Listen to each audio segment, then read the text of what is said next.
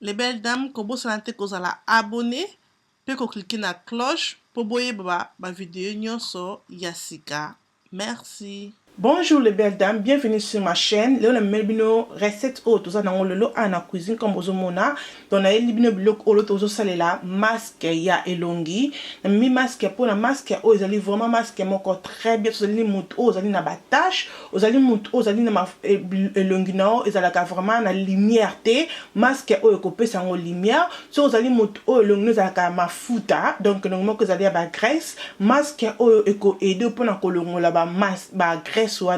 Donc ça dit vraiment masque encore vraiment très bien les belles dames comme le moment na posonanga na dinga ki na celle ba masque et belé na elongi parce que masque ezalaka vraiment bien ko sala on elongi ta de au 3 fois na semaine les belles dames ezali bien ko sala masque na elongi na yo mutu mususa ko sala wana azo sepela na posona yo azo sepela ndenge ozo na santa ozali bien ezali parce que na zo katana ngai to mbana balali to na moni ki moi tananga 1 heure de temps na zalinga moko na ko sala masque na elongi pona ko tia lumière toujours na elongi na ngai ezalaka vraiment très bien mais masque oko ko sala ngo même bisika oza na batache so oza na batache na mipende oza na batache na makolo na mapeka masque oza ka teke pona elongi bisika au même ko na problème à poso les belles dames ko sala masque oyo. Et là, tozo sala la masque na biso tozali boso na café donc café na biso boso mona café normal. Ezaka te ke faut la kana combo o non combo nyoso ya café na o za nango ezali na problème te donc tozana café na biso ndo bozomo na café na ngai wana et awa tozali na miliki donc milk na biso ya mai ezali kaka de biloko o tozali nango posa ezali vraiment simple comme bonjour au peso mutu poki donc ndo bozomo na wana il faut toujours garder elongi na biso ezala ngebu elongi na biso ezala toujours même au lati maquillage te ozana sonia elongi na ote na beta c'était que les belles dames avant que ola ta maquillage il faut la sûr que elongi na yo ezali flawless posona yo ezali kitoko même ceux qui posona za kitoko tetango ocha maquillage comme on a que maquillage tete za kitoko et comme ma flawless te pour la nini parce que elongi na yo ezali kilo donc faut de au côté ba bloc belé et comme misa posona yo kilo mais ce qui elongi na yo déjà au kipakango bien au tretakango bien au cheka ba masque na yo bien au komona ki ata ce côté maquillage et belé te au cheka maquillage moko mokie les belles dames au komona ki ba toujours kolula posona yo ndenge bolula kayangai merci beaucoup na ba commentaire na bino nyonso o bozotika na se ya ba vlog o nazo sala merci beaucoup na yebi ki bozo singa la rose la biso une vidéo à maquillage oui nous avons la vidéo à maquillage bientôt et kozonga donc comme nous avons na débat na vraiment facilité pour ça la vidéo à maquillage mais les belles dames pour ça on a vu nos vidéos et à maquillage mais avant que tout ça la maquillage na ningi na keto bon salon ba poso na biso avant que tout ça la maquillage na koloba mingi te les belles dames pour ça la masque na biso ah tozali na comme na le tozali na café et tozali na miliki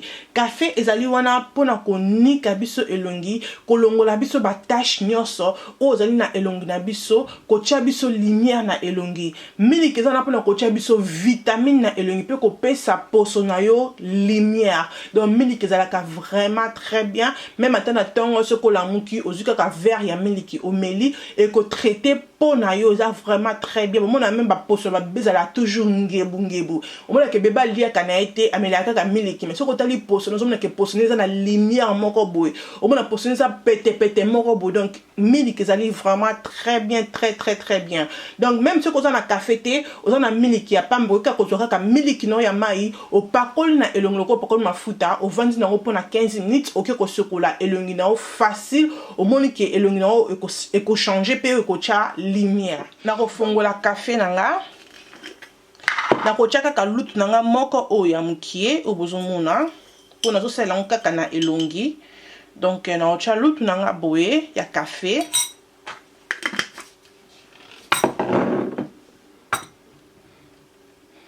et to ko cha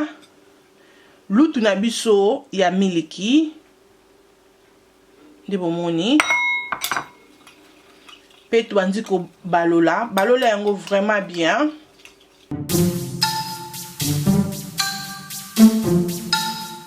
donc voilà tant de baloli café na biso na milk to mélanger ensemble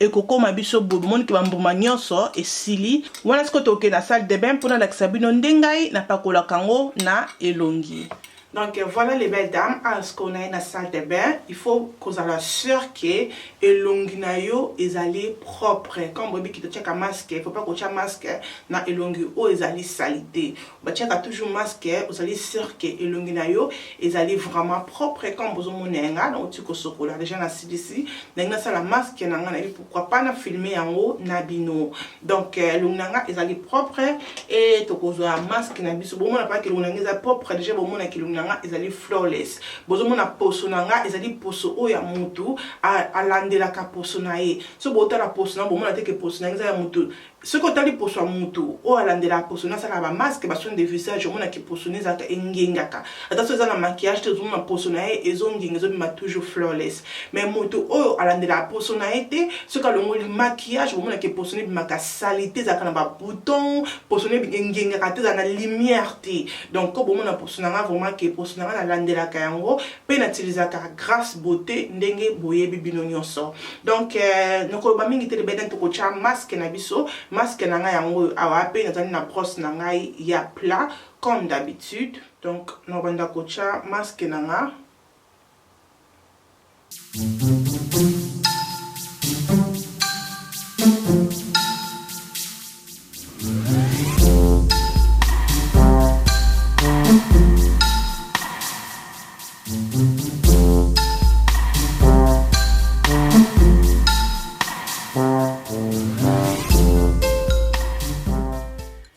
voilà les belles dames donc comme vous mona ki na tie masque na ngai donc nga na check même ti likolo ya misu wana po na za poussa éclat na nga ezala partout mais ce que zo bango ko cha no kaka ni to kata masque normal ezana problème te pour la ngo pe na lèvre donc na vanda vraiment pour na za poussa ki epesa ngai éclat donc so na si kolo bana cha ngo pe na lèvre na vanda na ngo pour 15 minutes après to ko sokola elongi na biso voilà les belles dames na koloba mingi te na ko zongela bino na 15 minutes pour tout monde ndenge masque na biso et ko sala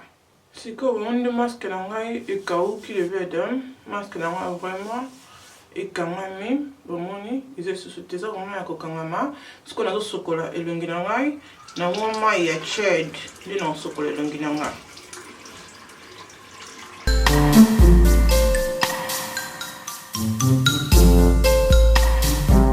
I just love the way elonginanga vraiment ebimi na oya pembeni ya caméra pour mona ndenge elonginanga vraiment etikali propre elonginanga etikali vraiment propre mona penza ke elongina yo eza elongi oyo ozoloka ftango dozolandela ngo donc faut toujours kolandela ka elongina biso pona ezala propre pona ebima kitoko donc même aux abonnés sur batu okoki kotika mona na classe okoki kokende moi shopping no na quelque part oza pour ça que ne faut pas faire de teint il faut bonga mamba non comme mon nga na vidéo na bimaka naturel et mon na cheka maquillage donc parce que na bi ke pona ngai ezali pomo ko ya bien na okela kango sonité donc bongisa pona na ndako yo moko e kozala bien boye elongi na yo ezala toujours kitoko ezala flawless. Tango sokoli elongi na yo ko koche mafuta nyonso oyo lingi koche mafuta oyo moni kezali mafuta oyo pakolaka oyo moni kezali oyo etitaka na elongi okoki kosalela les belles dames na pakola grâce beauté na bombela binote mafuta nanga na pakolaka oyo ezaka ka pona elongi et mafuta nanga oyo ezali pona nzoto donc na elongi na nzoto donc na pakolaka grâce beauté mafuta ya mwana mboka il faut toujours ko supporter et kolo na biso moko 00243 eloko makasi pesa te ke non o supporter azotia ba hydroquinone non ça na mafuta na 100% naturel de mafuta na trop naturel atia ka hydroquinone te ata 0% ata exacté donc atia ka hydroquinone te mafuta na vraiment très bien donc on peut ko mafuta na nga boye na elongi donc bomoni mafuta na nga wana. Donc voilà les belles dames comme vous m'avez na silisi masque na ngai elongi na vraiment ebimi bien yebisanga vraiment na elongi ya boso na tie maquillage est-ce que maquillage ekobonga te ekobonga parce que elongi na ngona complication te pona nga ezali vraiment très bien donc on tient maquillage zo bangsaka ka ba ingrédients n'est-ce pas donc merci nande bozaki wana ebele bozaki connecté merci beaucoup donc c'est comme qui masque oyo ko bosante ko tikina commentaire na se oyebisanga yo ko sala masque oyo deux fois dans la semaine ils allaient vraiment bien ko ça la ngopé ebelé ce que bon que tikalio na bonne tout ça là qui on a ko bomba na frigo au bomba na frigo tape na 3-4 jours ko ça la ngoli susu ils allaient na problème mon côté donc merci beaucoup na boza qui on a ebelé ko landa ngala rocho nzambe apambola bino nyonso ko bo santé ko la abonner na chaîne na biso ya la rocho avant obima et ko ça la ngai bien makasi ko bo santé ko landa ngala de Boss Brothers TV na Sepela TV. Merci na bien Bolanda Kinga, nzambe apambola bino wana tokutani à la prochaine. Tinate et Kominatina. Bye. Les belles dames, ko bosalante kozala abonné, pe ko cliquer na cloche pour boye ba vidéo nyonso yasika. Merci.